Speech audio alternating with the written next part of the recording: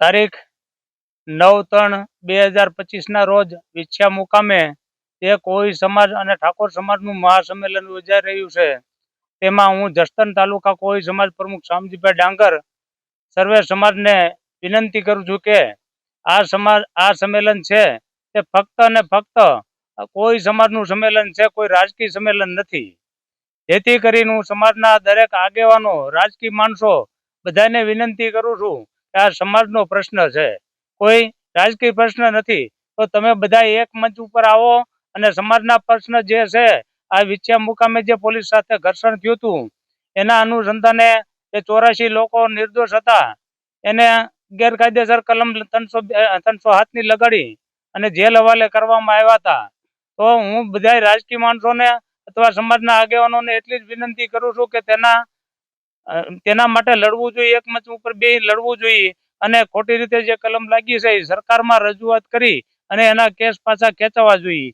અને મારા જાણવામાં આવેલ છે કે આ સંમેલનમાં બાવળિયા સાહેબને પણ લેખિત આમંત્રણ આપવામાં આવેલું છે, જેથી રાજકીય ભેદભાવ ભૂલી અને પક્ષાંતર કરી ન કરી અને સમાજમાં આ જે કાર્યક્રમ છે સંમેલનનો એમાં બાવળિયા સાહેબને પણ આવવું જોઈએ. અને આ જાહેર મંચનો કાર્યક્રમ છે તો દરેક સમાજનાને જાહેર આમંત્રણ આપવામાં આવેલું છે.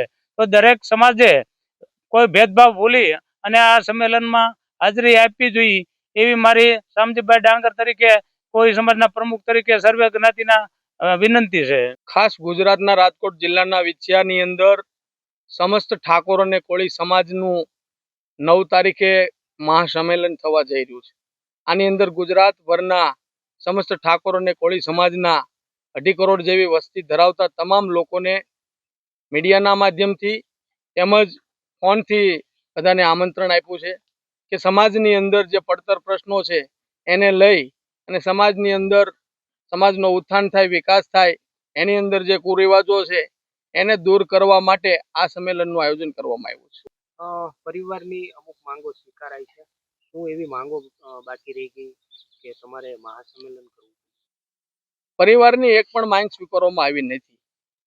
પરિવારની એક જ માંગ છે કે દાખલા તરીકે ભારતની અંદર કાયદો વ્યવસ્થા સમાન હોય તો મૃતક ઘનશ્યામભાઈનું મકાન પડી જાય અને સામે ફરિયાદીનું ન પડે તો આ કઈ રીતનો ભેદભાવવાળી નીતિ જે રાખી છે એને ન્યાય મળેલો નથી. બીજું, આ ઘર્ષણની અંદર 92 જેટલા લોકોને, નિર્દોષ લોકોને ખોટી રીતે 17 જેટલી કલમોની અંદર ફસાવી 1 મહિનો જેવો જેલની અંદર રહેવું પડ્યું. એની અંદર કોઈ વાડીએથી આવ્યા, કોઈ ઘરેથી આવ્યા, 50% લોકો ત્યાં સ્થળ ઉપર હતા જ નહીં.